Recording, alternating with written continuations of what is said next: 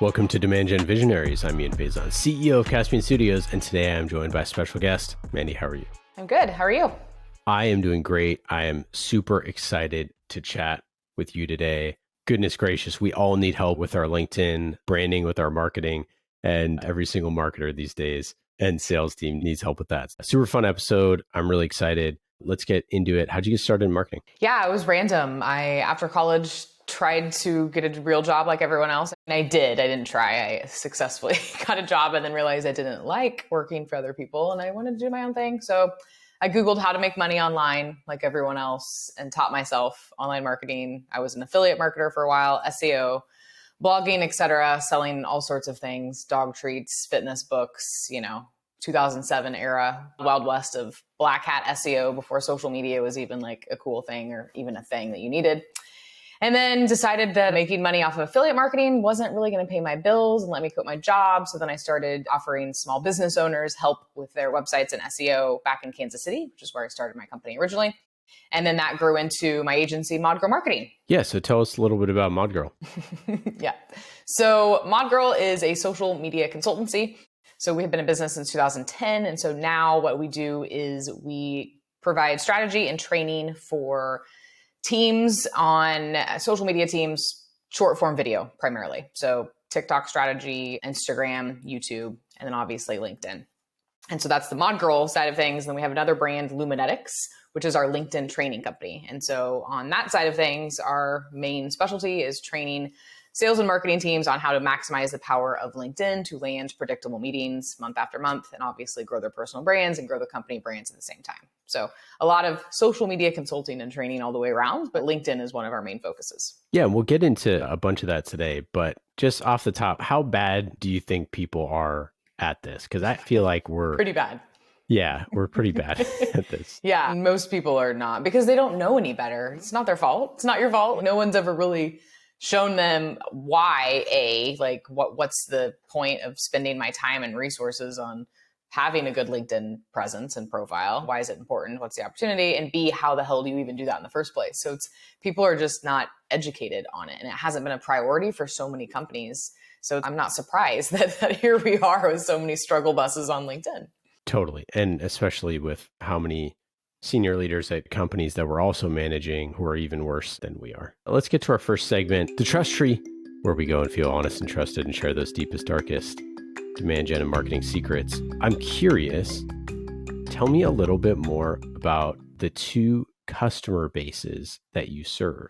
Yeah. So Luminetics, primarily we are trying to get in front of, it really depends. So CMOs. So a lot of times the budget comes from the marketing team, right? So we're training teams of SDRs and BDRs primarily with some marketers thrown in. And so it's mainly sales teams, but it's a demand gen initiative. And so a lot of times it's coming out of the marketing budget. So we are getting in front of CMOs, marketing directors, VPs of demand gen, et cetera.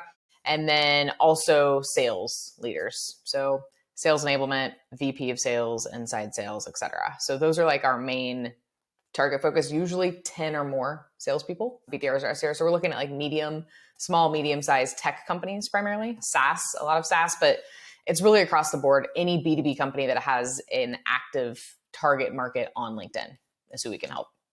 But they need to have a team of usually at least 10 or so people to attend our customized training. And then on the ModGirl side, it's a bigger kind of market there. For example, we have a luxury real estate firm in addition to some B2B firms. So basically anyone who knows that they have a target audience on multiple social media channels, not just LinkedIn, and they want to capitalize on the power of short form video and they have the bandwidth to do it. They just don't know how exactly to do it. So they need strategic insights, help, coaching, and guiding along the way in order to capitalize on the short form video. I would say movement, but it's really the way that everything's going now is video in general, but those short form videos. So that's the target market on the ModGirl front. How do you think about your marketing strategy to acquire those two groups of customers? LinkedIn, obviously. LinkedIn's our number one channel, clearly. And I've been blogging and doing what you and I are doing right now for years, right? So I have guests on multiple podcasts. I'm guesting in blogs and Digital Marketer and Social Media Examiner, and I've spoke on stages, and I have a lot of SEO juice too from just putting out content for so long on my website and social media. So we get a lot of inbound traffic too, just coming from all sources. But obviously LinkedIn is our number one driver. And then also we do some email as well. So some email outreach. And some LinkedIn ads when we have promotion. So if I'm wanting to promote something, but the LinkedIn ads trick is I don't send people to a landing page or anything. I send them to my profile on LinkedIn. So we do LinkedIn ads from the company page, but then we had a sales kickoff offer, for example. So I was promoting, this was late last year, to speak at sales kickoffs, either virtually or in person. And so I had a video of me in Hawaii, just like walking around talking about my offer. So we put the video on LinkedIn ads and we just sent people to my profile, and we got super cheap cost per clicks. And so it was significantly cheaper than sending them to the landing page, for example, that we had for this offer. So when we do LinkedIn ads, we are strategic to make sure that we're getting the most bang for our buck and making sure that it's attracting attention and for the cheapest possible way. And then obviously driving people to my profile too. So we're doing stuff like that too. That's not like your traditional throw up a landing page and pump some ad dollars behind it. All right, let's get to our next segment, the playbook. This is where we're going to spend the majority of our time today talking plays, so you can open up that playbook, talk about the tactics that help you win, but not only just you, help your customers win too. You play to win the game. Hello? You play to win the game. You don't play to just play it. Let's start first with LinkedIn, because I think that it's a part that people are messing up a lot. So why should LinkedIn be a core element of someone's strategy? And why the heck is this an uncuttable budget item? Yes, solid question. First of all, it's the only B2B social media network in the world primarily focused on B2B. It has loads of decision makers. 4 out of 5 decision makers are on LinkedIn. It is where the C-suite is going to consume information. It's literally where people go to keep up with their industry trends and to network. So if you are in B2B, your target market is on LinkedIn, and it's only getting bigger and bigger. It was already growing, but then COVID hit and it just has taken off. So it's not going away and it's only getting bigger. So if you're not on LinkedIn and you're in B2B, you're missing out on a massive opportunity. Not to mention it's so unique in the fact that it's not like any other social media network. It literally is meant for networking, where Instagram, you're just throwing up beautiful pictures and videos and reels. You're not spending a ton of time actually building relationships on Instagram. That's not what it's for, right? Or LinkedIn, it is meant to build relationships. So it's the best place that you can possibly go to before you pick up the phone, before you email people, to try to build that relationship ahead of time, engage with their content, et cetera. So that is why everyone needs to be there. What are people doing wrong and how can they fix it?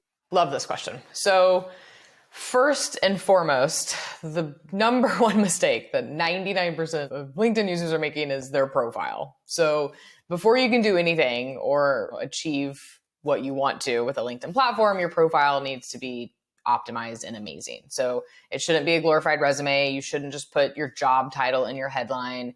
You need to make sure everything's optimized and almost acts like a mini sales page, like a mini landing page that pre-sells people ahead of time before they even talk to you.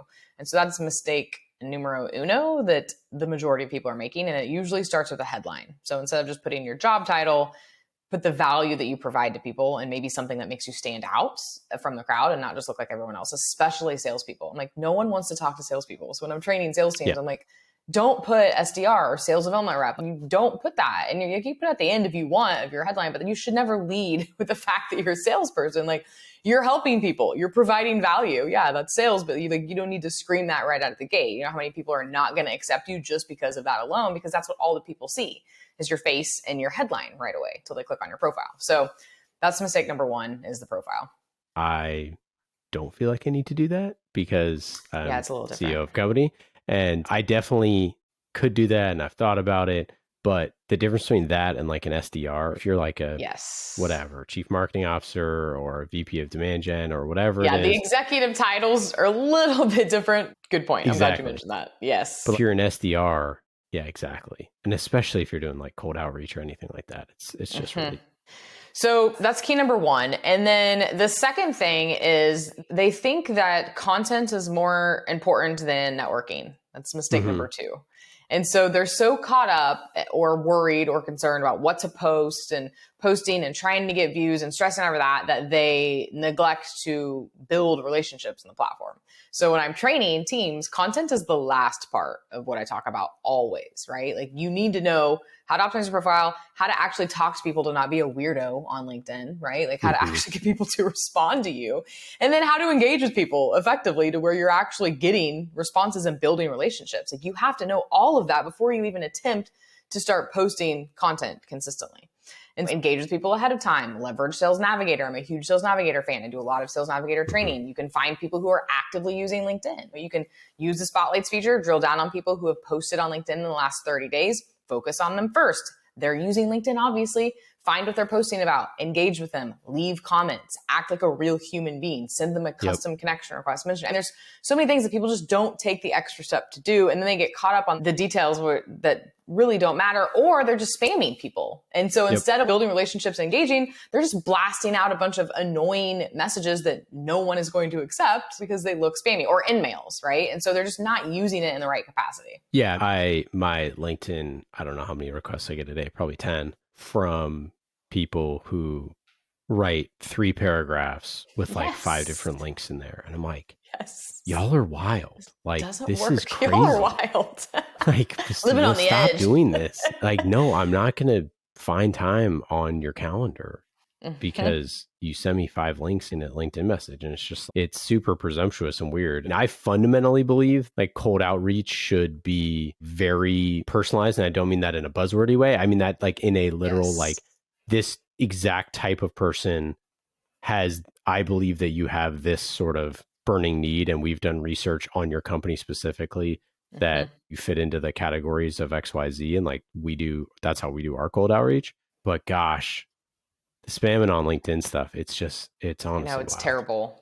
Yeah, I don't understand how that even works either. I mean, and that's the thing, is it gives everyone a bad taste in their mouth, a lot of people, because I'm like, but the fact is when you do it right, you stand out, because there's people that are half-ass using it, and there's people like that who are abusing it. And so when you actually do it right and you personalize something, even if it has nothing to do with business, like, do you know how many times I've landed clients just because of something personal that they posted, or, you know, where they worked at or where they went to college, something like really random, has nothing to do with business, that I built relationships from just because it was a personal starting the conversation outreach message where they knew for a fact that I actually looked at their profile, you know?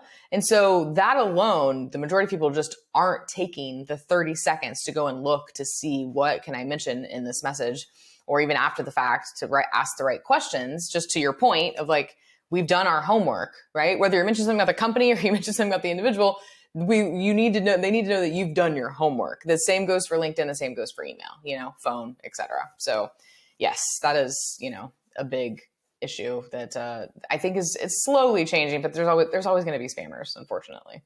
But that's okay. Like people, again, like that's a feature, not a bug at this point. Like you said, every crappy spam piece that you get allows you to stand out that much better. Like we get all the time with our cold outreach. Hey, I normally don't respond, but this is awesome. I like this. Yes, we would love to take you up on that, because we offer a lot of people at Caspian is an opportunity if they have a series to audit it, because most people want like individual feedback on their stuff.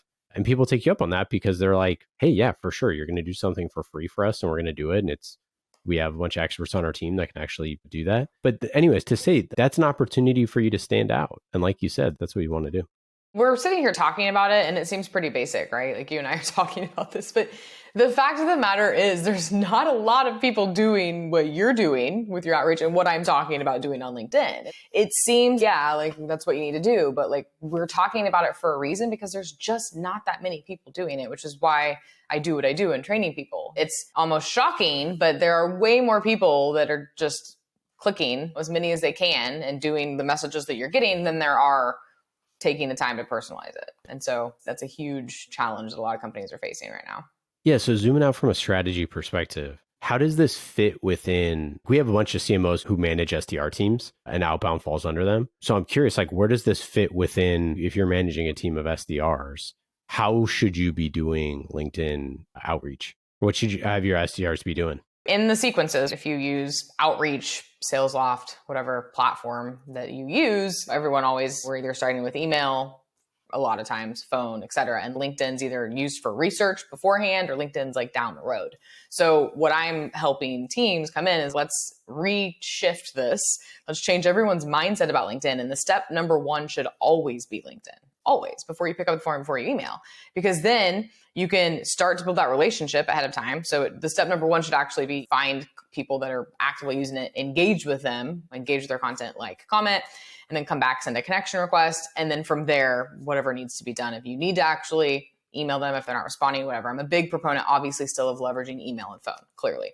But LinkedIn, when you start with LinkedIn, it makes everything so much easier because then you have a point of reference that you can bring up on the phone, in the email. You can mention LinkedIn. And so I'm like, LinkedIn shouldn't be an afterthought, and you shouldn't just be using Sales Nav for research. It should be a major part of the outreach plan that y'all are having your SDRs run. It should, and most of them are just using Sales Navigator for research, and that's it. They're not actually looking at the posts that the prospects are posting. They're not paying attention to what the prospects, the companies are posting. They're just doing the bare minimum. And so my thing is, let's put a bigger emphasis on LinkedIn and let's have it in the beginning of the sequence and not just a research part, or, hey, if they didn't answer the email or pick up the phone, then we'll go to LinkedIn. I'm like, no, that should be in the very beginning. Is it, hey, you should comment 10 times before you send a cold email? Do you have a number there or data, or is it just sort of?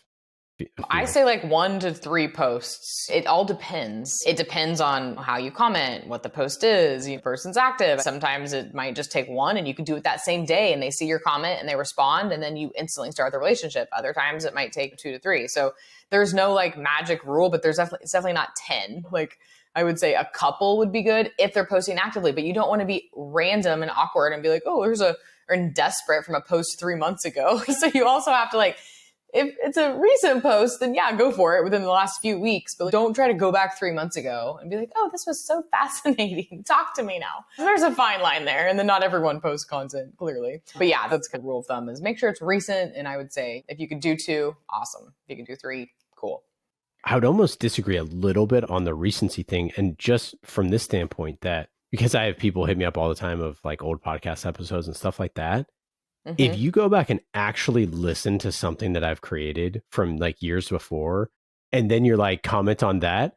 And my thing is, yeah, let's just say the average C-level executive has been on like 1.7 podcasts. And the average like VP has been on like 0.8 or whatever, something like that, let's just say. Or has spoke at conferences or whatever it is.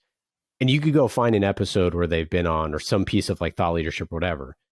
And you go and post that to your LinkedIn. Hey, I was recently listening to an old episode of a podcast with Jane Doe, who's now the CMO of XYZ.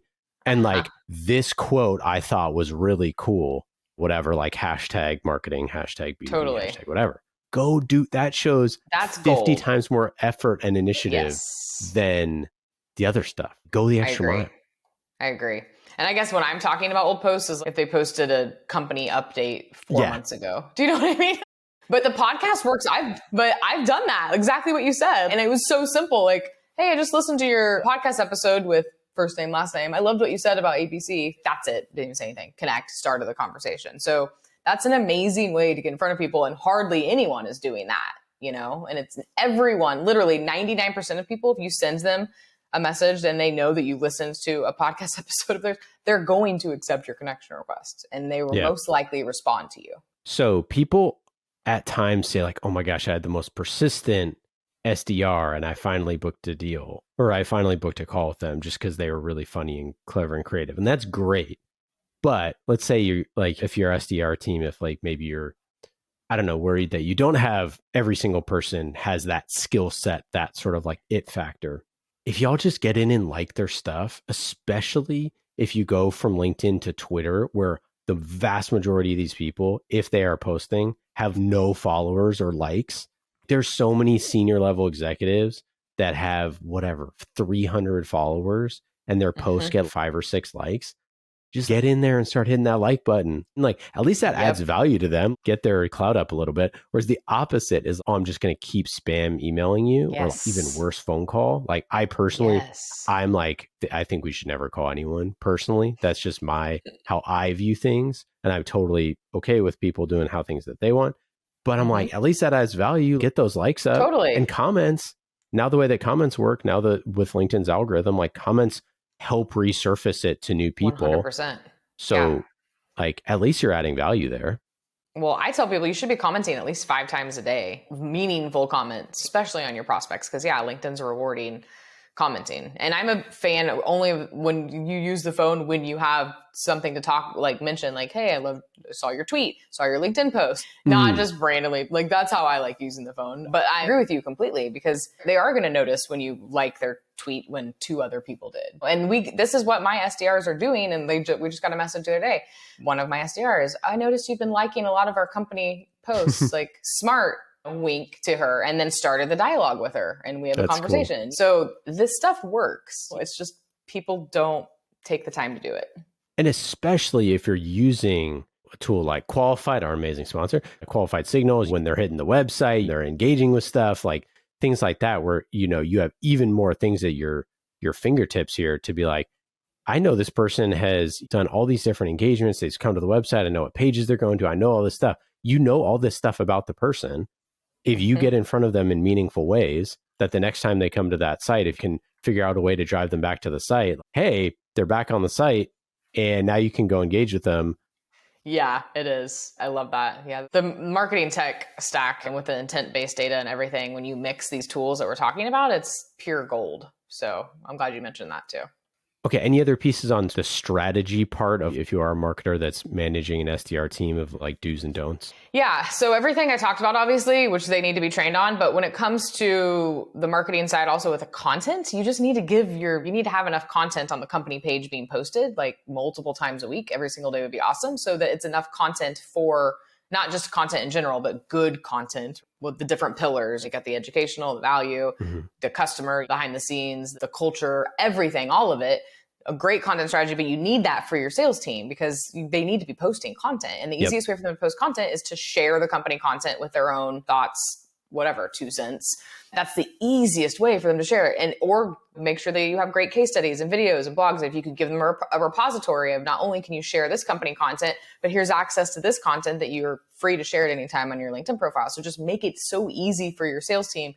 Or a tool. There's plenty of employee advocacy tools that do this as well. Hootsuite has a version for enterprise where they could come in and do all sorts of things and schedule posts out. LinkedIn lets you schedule posts. So there's so many ways that marketing teams can empower their sales teams better with content. So by making sure they have good content to post. I'd love to zoom in on this a little bit. And I'm curious what you've seen with Luminetics and the types of companies that you're working with. What is the best types of content that those sales teams are sharing? Anything that is, I say this all the time, but it's like humanizing the brand, right? So anything like case studies, anything that can like show the actual people that they're helping. They're on video testimonials, case studies, and then also the team members, right? So what really works, and this is for any company, but it's like when you have everyone together, or you have an event, or you're at the office behind the scenes, whatever it is. But when you can take your people and spotlight them, which is like where the name came from anyway, Luminetics. That's where we're shining a spotlight on people, bringing light to your people, and that's what works well. But it's different types. So video makes a lot of people stand out. So a lot of SDRs that we work with they're demoing even their videos. So they're doing like Loom videos themselves, and they're like demoing their platform real quick, and they'll post that on LinkedIn. Or like, here's how to do this with our platform. And then like little bite-sized videos, which is amazing. And so those are working really well. And so it really is like a lot of kind of new video and like put people in there. And of course, like how-tos, but a lot of marketing companies, they're not as great as the LinkedIn influencers with those catchy text-only valuable posts. It's just not the same. It's really hard. And no, we're over-indexed on that stuff because you just don't know the craft that goes into it. And you don't know the following, and you don't know all that stuff. So you see those and you're like, yeah, I could crank those out. And you're like, yeah, but it's a numbers game. There's a bunch of stuff going on there. There has to be personal anecdotes, people they've already done. Like you take your LinkedIn, for example, where you have a massive following that you spend years and years building up. So it's like the SDR with 230 connections. Like, them It's just not the posting, same. about themselves. And that's why I'm like, we can't expect them to do that. We can't expect an SDR to even want to be like that level on LinkedIn. And that's why like I'm all about content curation. Let's curate the content the company already has instead of trying to turn you into the next LinkedIn influencer. That's cool if you want to make your own content, go for it, but you don't have to if you don't want to. Let's make it super easy for you all to post content on LinkedIn consistently that it literally only takes you like 5 minutes a day to do because your company already has all this amazing content and they're making it really easy for you to share.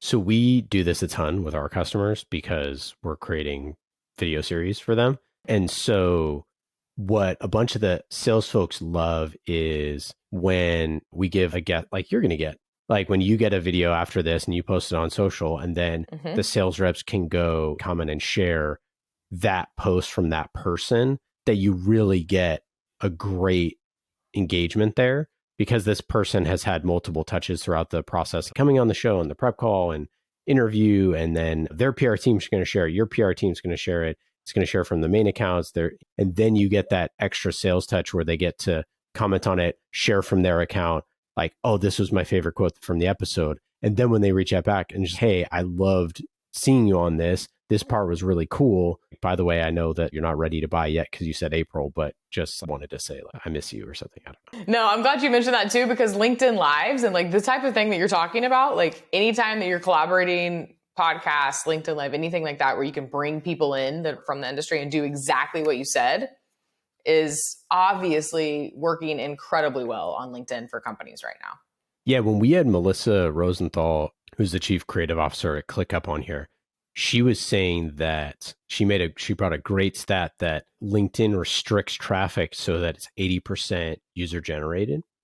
And so using this model of making your executives and the people on, not even just your executives, but the people on your team, a core part of your own strategy is so important. And if you think about how SDRs play into that, let's say you're selling to developers and your head of engineering is someone that you've been like creating a bunch of content for. If your SDRs are sharing her content and you're selling to that demo, that is who they actually want to hear from. So if you're amplifying and doing that piece, you're going to see really good results. And like, again, you need sharp SDRs that sort of understand how this all fits together, and the content, like co-creating content with your customers and prospects is one piece of this. Using your own employees as influencers, for lack of a better term, is another piece of this. And then their efforts is the final piece of this that has to be all fit within that. And then you get so many touches within a period of time. And like, that's really account-based and really exciting. Yes, definitely. Any other stuff that SDR teams could do better or SDRs could do better? I would just say an emphasis on Sales Navigator, understanding how to maximize it, because hardly anyone is using it the way it should be used. They're mainly using it bare minimum. Like they're not building out detailed lists. They're not using the alerts function to every single day log in and see like what's been happening. And Sales Navigator is amazing because you can curate your entire feed. And you can do everything from that main dashboard. You don't even need LinkedIn.com. Or LinkedIn.com, you're like sorting through God knows what. Sometimes you're like, what am I looking at? Where on Sales Navigator, you're only going to see stuff from people and companies on your lists. And then you can instantly go through, okay, this prospect that we're working on, he posted today, go like, comment, next. Just go down the list right then and there. And it just saves so much time, but you have to do it. You have to build out these strategic lists. You have to be paying attention.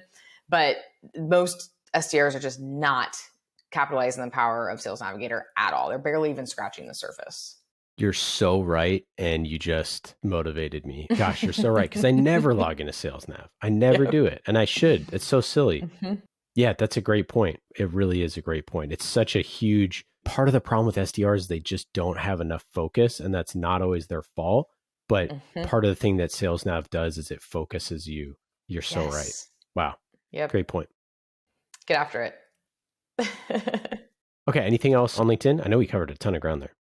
Yeah, I think that was a lot. I could talk about this stuff all day long, but I think those are the good points or the important points that people need to know. Yeah, it's super cool. And obviously we'll continue to follow along on Luminetics and that piece. Switching gears just a little bit towards some of the other lessons from Mod Girl marketing and some of the things that you've done there that are slightly not quite as tailor focused just to LinkedIn. Any things that you're seeing from your perspective that are like best in class, uncuttable budget items where people are seeing high ROI? I would also say the strategic content. And I'm not talking about we're going to share white papers, right? I'm talking about like good content, because I feel like we're in a day and age now where people expect that from companies. And if you have a marketing team, then you need to be putting an emphasis on, it doesn't have to be all the time, but like you need some decent videos, for example. Like you have to keep up with what's happening right now. Yep. And with the advancement of AI, I mean, it's only getting crazier. And so if you're not putting an emphasis on good quality content that stands out from the crowd, that's a problem. And so I think it's uncuttable, but it's also something that companies need to work on, because it's just not good right now. It's like, actually, they need to cut what they're doing now and completely redo their content strategy, if I'm being honest. They need to stop completely what they're doing now and start over, and maybe even do way less than they're doing now to make it really good, because what they're putting out now is just junk that no one cares about. What you said earlier, and you wrote a great blog post on this on mudgrowmarketing.com about in your top B2B marketing trends for 2023. And the number one thing is humanize your B2B marketing. You know what ChatGPT can never do? Is humanize your marketing. Exactly. Because they're not making videos of your customers' faces and publishing them, right? And like you could write an article on that. And again, that's not to say that ChatGPT and other type of AI things are not insanely powerful and interesting and all that sort of stuff. But the idea is like, they're not cranking out videos that humanize your brand. It ain't happening. Exactly. So the long form, like blog post content with no videos and no humanized images, like AI can do that now. Like it's not going to stand out. And so, you have to humanize your content in ways that it actually is resonating with people. Yeah. And then the authenticity piece is really important, which you also put in your blog. And I think that the hard thing that people have an issue with is humanizing and authenticity. To do those consistently and repeatable is really hard for people a lot of times. It's like, how do we maintain this authentic cadence when you have to keep the cadence consistent? And that can be really hard.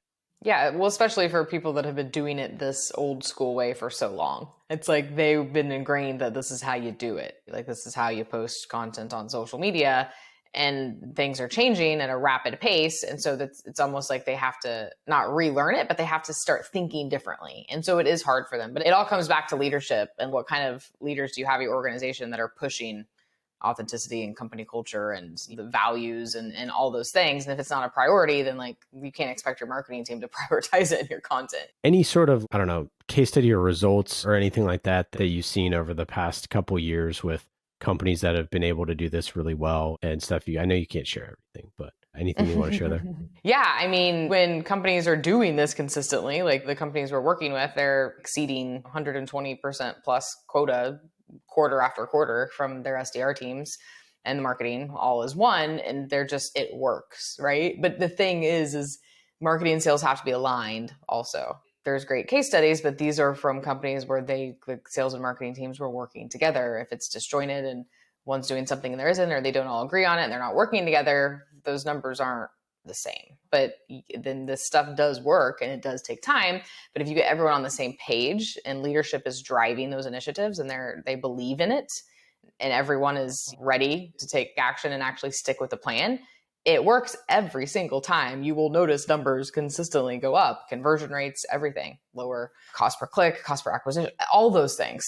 But it's a consistency piece. It's harder to do than what I'm saying that it is, especially for teams that have been, again, doing things their own way for so long. It's like a shift. And so it's almost easier for newer companies, to be honest, or companies that hired a bunch of new people starting maybe from scratch than it is people that have had teams that have been there for 25 plus years. You have marketing team that's been there for 20 years and salespeople that are 20-year plus veterans. It's going to be a hell of a lot harder to do that versus newer people. But yeah, it is very powerful when done right. Let's get to our next segment, the Dust Up, where we talk about healthy tension, whether that's with your board, your sales teams, your competitor, or anyone else. Do you have a memorable dust up in your career? The most memorable in the very beginning, it's always the most memorable in the beginning, and why I got a business insurance is I had a competitor mad at me because I took his copywriter, which is a freelancer. So he tried to sue me and wrote a letter from an attorney, like threatening to sue me because I used his copywriter, like something so silly. And that's when I learned about business insurance and attorneys and all the things. So yeah, that was the most memorable, I would say, only because it was in the beginning stages where I didn't really know what it was like to be a business owner. And I was like, oh, okay, noted. All right, let's get to our final segment, quick hits. These are quick questions and quick answers. Just like how quickly qualified helps people generate pipeline faster, you can go to qualified.com to learn more. How you can tap into your greatest asset, your website, to identify your most valuable visitors and instantly start sales conversations, quick and easy, just like these questions. Go to qualified.com to learn more. Mandy, are you ready? Let's do it. Number one, what is a hidden talent or skill that's not on your resume? I can create really yummy food from the most random things. I'm a pretty good cook. And if you have some random stuff in the kitchen, I can whip up something pretty tasty, even though you might think it's weird. I would say I might need that that's because it's good one. lunchtime right now. What about a favorite book or podcast or TV show or something that you've enjoyed recently? Yes. My friend, Richie Norton, his book, Anti-Time Management, was a game changer and amazing. It's basically about how to reclaim your time and completely turning old school time management mindset on its head and flipping it around to prioritize what's important in your life. So highly recommend it. Anti-Time Management. Do you have a favorite non-marketing hobby that maybe makes you indirectly a better marketer? I just like to be outdoors a lot. So I'm constantly outside. That's why I'm in Portugal right now, in Algarve in southern Portugal, because it's beautiful. So anytime, I live in Hawaii part-time. So I'm just constantly hiking, exploring, walking around. And it does make me a better marketer because I get a lot of good ideas when I'm not on a device and I'm able to be outside in the beautiful sunlight. And so I would say that helps. What would your best advice for a CMO or marketing leader be on how to figure out their LinkedIn strategy? Best advice, empower your people. That's my best advice. So get everyone on the same page, first of all. You can't just do it, say, this is what's going to happen. It's a team effort. So everyone needs to get on the same page. You need to empower them and encourage them and give them the proper training and tools and resources to do that.